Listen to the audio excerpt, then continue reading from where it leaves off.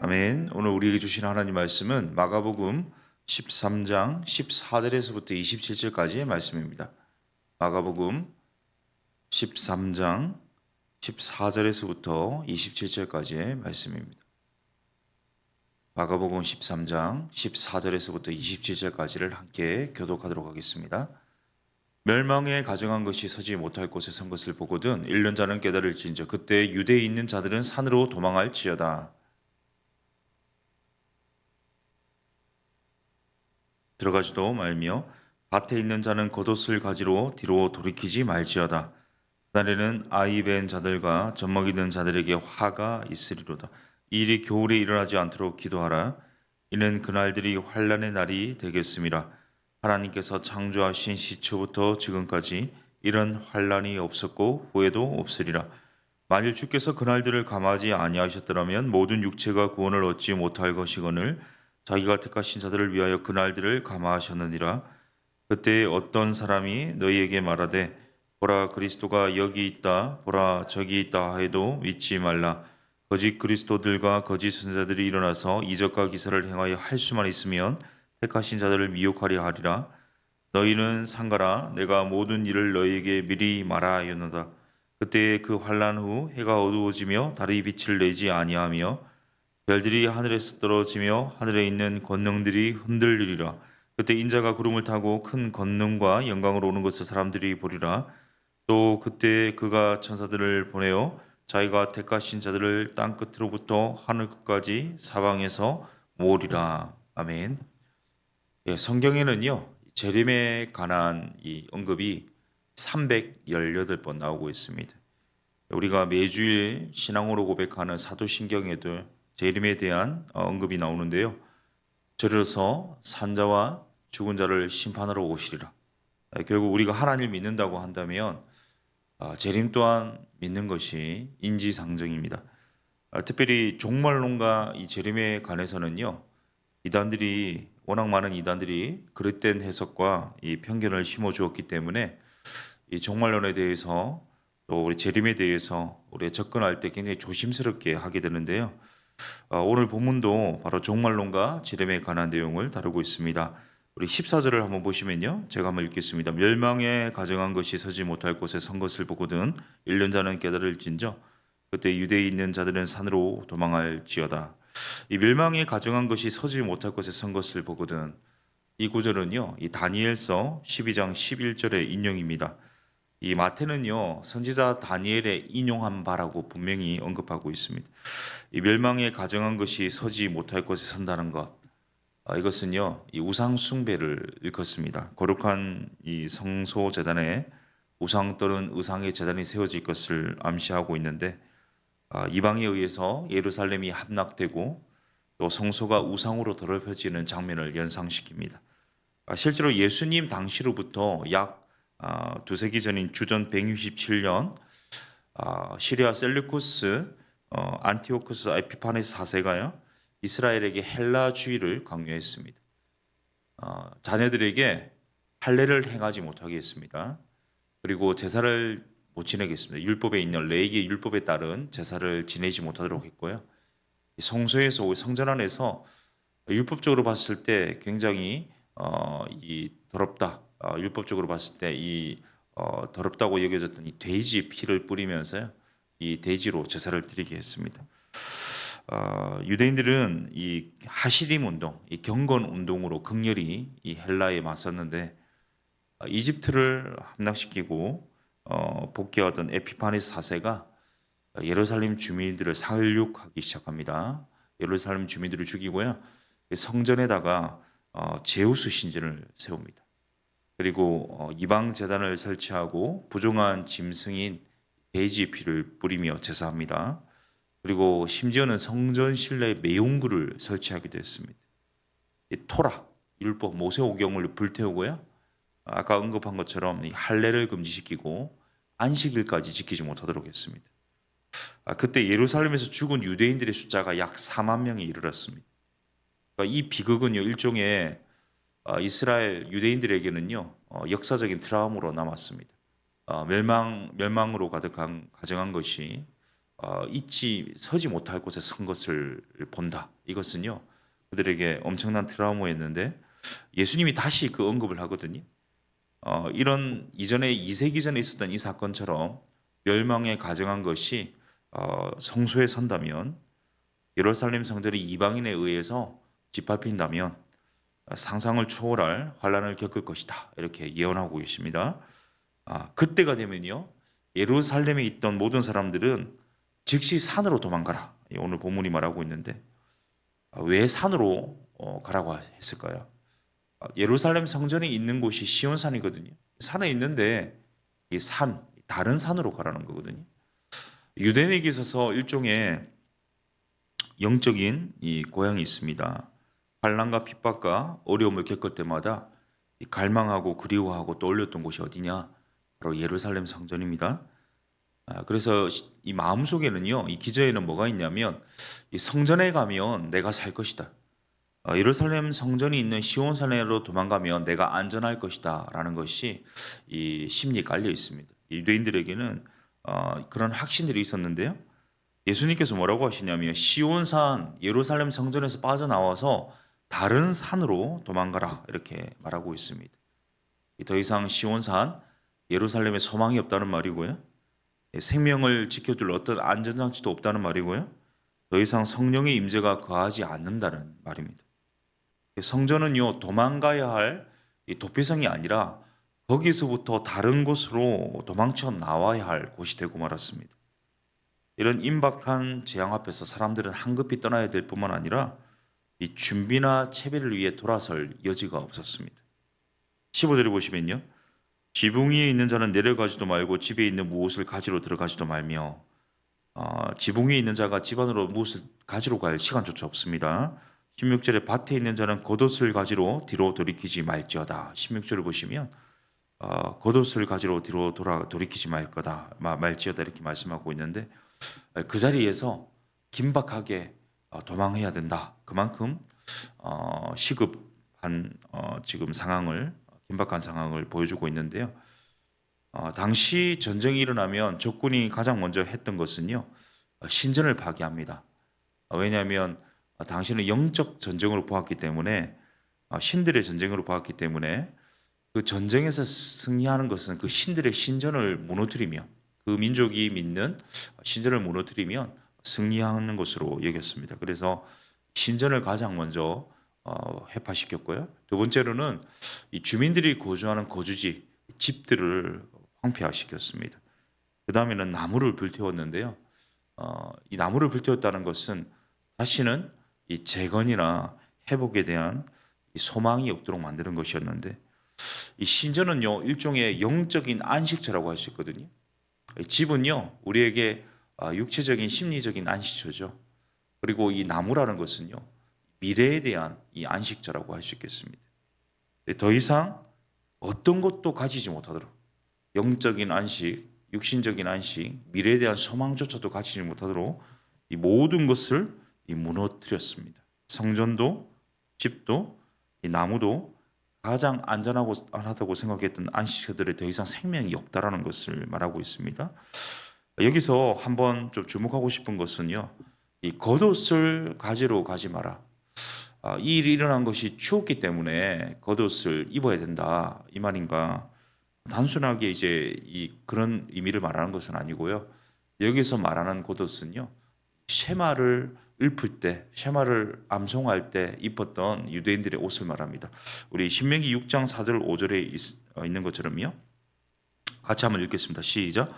이스라엘아 들으라, 우리 하나님 여호와는 오직 유일한 여호와이시니 너는 마음을 다하고 뜻을 다하고 힘을 다하여 내 하나님 여호와를 사랑하라. 이 쉐마는요 유대인이라면 어려서부터 다 암송해야 되는 아주 중요한 구절인데요. 이 세마를 외울 때 이 겉옷을 입고 외웠습니다. 이 겉옷에는 율법을 상징하는 여러 가지 무늬들이 새겨져 있었고요. 겉옷 끝에는 이 술들이 달려 있어서 이 술들을 보면서 율법을 상기하는 그런 역할을 해주는 것이 겉옷이었습니다. 그러니까 유대인들에게 있어서 겉옷은요, 뭐 몸을 따뜻하게 하는 겉옷이 아니라 내가 유대인이라는 것을 보여주는 상징적인 옷이었습니다. 심지어 거지들도요, 이 겉옷을 가지고 있었습니다. 그러니까 일종의 내가 유대인이라는 마지막 자존심이 뭐냐? 이 세마의 겉옷이었는데요. 그것조차 챙기지 마라. 이것은 거기에도 생명이 없다는 것을 말해줍니다. 율법으로 상징되는 이 겉옷을 벗고 예수 그리스도 옷 입는 인생이 진정으로 살 것이다. 이것을 말해주고 있는데요. 우리 17절을 보면요. 그날에는 아이 벤 자들과 젖먹이는 자들에게 화가 있으리로다. 이 당시 전쟁에서 승리하면 이 전리품들을 가져가는데 이 사람들을 노예로 끌고 갔거든요. 근데 노예에도 이 등급이 매겨져 있었습니다. 이 젊은 여성들이 1등급이었고요. 가장 하위 등급이 뭐냐? 바로 이 아이 벤 여자나 막 출산한 여인이었습니다. 왜 그런가 하면 상식적으로 생각해봐도 이 적국에서 승리하고 이 노예들을 이끌고 가야 되는데 이 임산부나 또 막 출산한 여인들은요, 이 본국까지 이 데리고 가기가 용이하지 않습니다. 그래서 군인들은요, 가장 쓸모없는 노예들로 여겨서 산모들 그리고 갓 아이를 출산한 여인들을 그 자리에서 죽여버렸거든요. 그래서 아이 벤 자들과 젖먹이는 자들에게 화가 있으리라는 표현을 하고 있고요. 18절에 보니까 이 일이 겨울에 일어나지 않도록 기도하라 이렇게 말하고 있습니다. 이유는 이 적군의 칼을 피한다 할지라도 이 겨울의 추위 때문에 굶어 죽거나 추위로 얼어 죽을 수 있기 때문에 이런 일들이 이 시기에 일어나지 않도록 기도하라 이렇게 말하고 있습니다. 우리 19절을 한번 같이 읽습니다. 19절 시작. 이는 그 날들이 환란의 날이 되겠습니다. 하나님께서 창조하신 시초부터 지금까지 이런 환란이 없었고 후에도 없으리라. 아멘. 어저께 제가 잠시 언급드렸는데요. AD 70년에 예루살렘 성전이 함락됩니다. 티투스 장군에 의해서 함락이 되는데요. 당시는 6월절이었거든요. 6월절을 세기 위해서 원근 각지에서 유대인들이 모여 있었는데 예루살렘의 이 좁은 성전 안에 100만 명 이상의 사람들이 운집해 있었습니다. 그러니까 하나님을 예배하고 6월절을 세고 있었는데 그때 이 티투스 장군이 포위를 하거든요. 5개월간 포위하면서 예루살렘 성전을 포위하면서 어떤 물자, 식량이나 어떤 물자도 들어가지 못하도록 차단시켰습니다. 그러니까 이 좁은 공간에 이 100만 명 이상의 사람들이 운집해 있고 먹을 것이 없다 보니까 어떤 일이 일어나냐? 어저께도 언급했지만 이 갓난 아이들을 잡아먹었습니다. 그리고 서로 죽이기도 했고요. 심지어는 이전에 우리 계백 장군이 했던 것처럼 이 적들의 손에 이방인의 손에 내 가족들이 죽는 것을 볼 수 없다. 처나 자녀들을 죽이고요. 자결하는 사람들이 그렇게 많았다고 합니다. 예루살렘이 함락된 이후에도요. 약 20만 명이 쇠사슬에 매여서 로마로 끌려갔는데 그러니까 이런 사건은요. AD 70년에 부분적으로 완성되었지만 앞으로 우주적인 종말 때 일어날 일을 우리에게 암시하고 있습니다.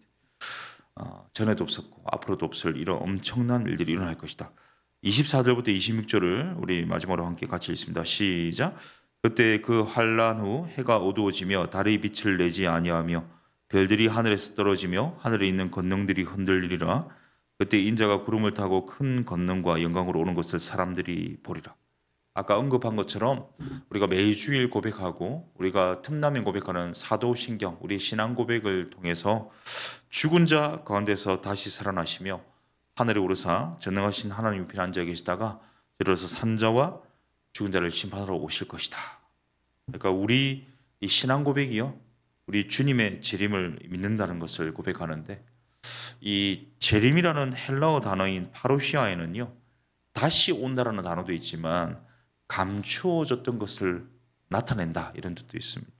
그러니까 주님께서 다시 오시면요 우리를 선악간에 판단하실 거거든요. 그리고 누가 양이고 누가 염소인지를 하나님께서 가르칠 것입니다. 그리고 이 하나님 말씀대로 살지 않는 대적하는 자에게는요 그날이 멸망의 날, 심판의 날이 될 것이고요. 믿는 자녀에게 있어서는 그동안 고통받았지만 그날은요 이 구원의 날이자 하나님이 신원을 회복시켜 주시는 영광의 날이자 하나님의 영광을 목도하는 영광의 날이 될 것입니다. 오늘도 하나님 우리에게 하루라는 삶을 주셨는데요. 이 삶의 현장에서 주님 맡기신 사명을 감당할 때 주님이 반드시 다시 오신다. 재림하신다. 이런 믿음을 가지고 주님이 다시 오셔서 다 감춰왔던 것들을 나타내 주신다. 내가 남물로 흘렸던 눈물, 남물로 흘렸던 땀, 이런 헌신, 예수님 믿는 것 때문에 당했던 어려움들 오셔서 신원하시고 다 알아주시고 다 해결해 주실 것이다. 이 재림의 주로 오실 주님을 믿음으로 오늘도 이 소망을 가지고 이 승리의 삶 살아가시는 우리 모두 될 수 있기를 예수님의 이름으로 축복합니다. 우리 함께 말씀을 한번 좀 나누기를 원하는데 골로새서 4장 2절 제가 읽겠습니다. 기도를 계속하고 기도에 감사함으로 깨어 있으라. 기도를 계속하고 기도에 감사함으로 깨어 있으라. 기도도 강조점이 있지만 깨어 있는 것이 강조점이 있는데요. 어떻게 하면 깨어 있는 것이냐? 기도하는 겁니다. 우리가 말세의 지마를 살고 있는데 주님 다시 오시기를 갈망하며 오늘도 삶의 현장에서 기도로 감사함으로 깨어 있게 하여 주셔서 하나님께서 기뻐하시는 삶이 될 뿐만 아니라 이 성전의 시대가 종식되는 장면을 우리 본문을 통해서 봤는데요. 우리가 육신적인 이 성전이 무너지고 새 성전이신 예수 그리스도 안에서 우리 또한 움직이는 성전으로서 거룩한 삶을 살아가는 오늘 하루 될 수 있도록 이 성전에 합당치 않은 모든 것들 제하여 주시도록 우리 합심하여 한번 기도하도록 하겠습니다. 기도합니다. 살아계신 하나님 아버지, 오늘 말씀을 통해서 우리에게 재림에 대한 소망을 다시 한번 상기시켜 주시니 감사합니다. 하나님, 하나님을 믿을 뿐만 아니라 이 주님께서 다시 오실 거고 다시 오셔서 반드시 선악간에 심판하실 것이고 다시 오셔서 반드시 신원하시고 회복하실 것이라는 이 놀라운 이 약속의 말씀을 다시 한번 확인하여 주시니 감사합니다. 오늘도 하나님, 우리가 사는 삶이 끝이 아니라 이 삶이 녹록지 않고 어렵고 힘들고 고통스럽지만 이 삶에서 최선을 다한 삶, 남몰래 흘린 눈물과 남몰래 흘린 이 땅과 이 헌신을 주님 다 보고 계시고 다 기억하시고 다시 오시는 날에 이 감추었던 것을 다 나타내실 것이라는 이런 확신과 믿음 가지고 오늘도 이 주님 주신 이 사명의 자리에서 이 주님 주신 모든 사명을 감당하고 최선을 다하며 하나님 이겨낼 수 있기를 간절히 소원하오니 주님 오늘도 이런 소망 주십시오. 이 미래에 대한 확신을 주옵시고 이런 믿음 주셔서 주님 안에서 오늘도 살아가는 하루라는 일상 속에서 정말 하나님 어떠한 형편에 처하든지 누구를 만나든지 어떠한 이 상황에 직면하든지 재림하시는 주님 바라보고 재림의 믿음 가지고 승리할 수 있도록 주님 도우시고 역사하여 주시옵소서. 오직 주님 의지합니다. 주님 재림의 주님으로 다시 오실 주님을 갈망합니다. 주님 오셔서 다스려 주시옵소서. 우리 교회를 위해서 기도하겠습니다. 우리 세워주신 리더들을 위해서 기도해 주십시오. 우리 담임 목사님과 또 모든 운영위원들, 순장들, 중직자들, 부기자들 한 분 한 분 이 성령의 충만함 주시고 재림에 대한 확신과 믿음 가운데서 정말 주님 주신 사명 잘 감당할 수 있도록 주님 도와주시고 역사하여 주시고 이 심신을 지켜주시고 영혼을 지켜주시도록 기도했으면 좋겠고요. 성령 충만할 수 있도록 기도해 주십시오.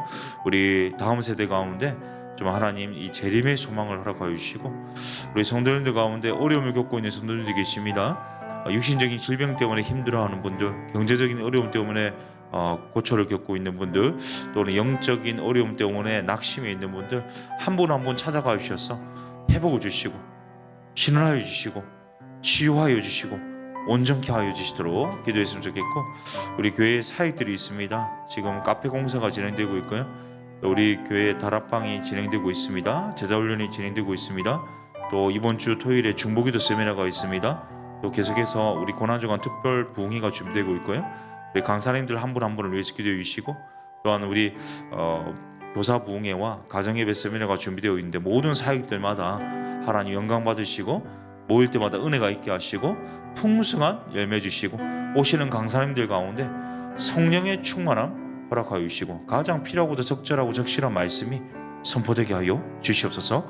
우리 교회를 위해서 기도하신 후에 개인 기도하시고 돌아가겠습니다. 기도하겠습니다. 살아계신 하나님 아버지, 이 아침에도 정말 더 사랑 교회를 위해서 기도합니다. 하나님이 이 픽업스로 사신 이 교회가 정말 하나님 이 시대에 빛과 소금의 역할을 감당하는 이 시대적 사명을 감당하는 주님의 흠양케 하는, 주님의 마음을 흠양케 하는 교회가 될 수 있기를 간절히 소원하오니 주님 긍휼을 베풀어 주시고 은혜를 덧입혀 주시옵소서. 특별히 하나님 아버지, 우리에게 주신 사명, 주님의 사랑으로 서로 사랑할 뿐만 아니라 그 사랑을 실천하라고 하셨는데, 우리를 통해서 원대하고 위대한 일들을 이루실 하나님을 기대하며 소망합니다. 주님 역사하여 주시고 임재하시고 동행하여 주셔서 세워지신 이들을 한 분 한 분 하나님 이 성령의 충만함 주십시오. 흔들리지 않는 견고한 믿음을 주십시오. 이 바른 중심을 주셔서 정말 주님 안에서 하나님 아버지 날마다 이 승리하는 삶이 되게 하여 주시고, 하나님 우리 성도님들 가운데 어려움을 당한 분들이 있습니다. 하나님 그 병상에 하나님 찾아가 주셔서 치유하여 주시고 힘 주시고 이길 수 있는 용기 주시고 담대함 주옵시고, 하나님 물질적인 어려움 때문에 낙담해 있는 성도들이 있다면 하나님 은혜로 지금 하나님 물질이 공급되고 또 회복하며 이겨낼 수 있도록 주님 도와주시고, 영적인 침체, 이 관계적인 어려움, 이 상황적인 어려움, 환경적인 어려움 때문에 신음하고 고통받고 있는 성도들이 있다면 주님 오늘 만나 주십시오. 찾아가 주십시오. 그 상황 가운데 함께 동행하여 주셔서 하나님 그 어려움 이길 수 있는 힘을 주시고 믿음을 주시고 용기를 주시고 흔들리지 않는 견고한 은혜를 덧입혀 주셔서 이 주님 안에 승리할 수 있도록 주님 도와주시고 이 모든 난관을 극복하게 하여 주옵소서. 우리 교회 모든 사역들 가운데도 담수들 가운데도 하나님 함께하여 주셔서 모일 때마다 은혜가 있고 기쁨이 있고 감격이 있고 소망이 있고 하나님 열매가 풍성하고 주님 만나고 주님 임재를 체험하고 주님의 그 놀라운 사랑 경험할 수 있도록 주님 도와주옵소서. 이 아침에 드리는 우리의 간구와 이 부르짖음과 단식과 작은 신음에도 예면하지 마시고 응답하실 것을 기도합니다. 주님 불쌍히 여겨주시고 하나님 은혜 베풀어 주시고 우리가 간구하는 모든 기도의 제목이 주님께 하나님 상달되게 하여 주시고, 하나님 이 시간 주님의 마음을 보여주시고 주님의 이 놀라운 사랑을 허락하여 주셔서 주님 안에서 하나님 용기 베피하여 담대함으로 승리하는 오늘 하루 될 수 있도록 주님 역사하여 주옵소서.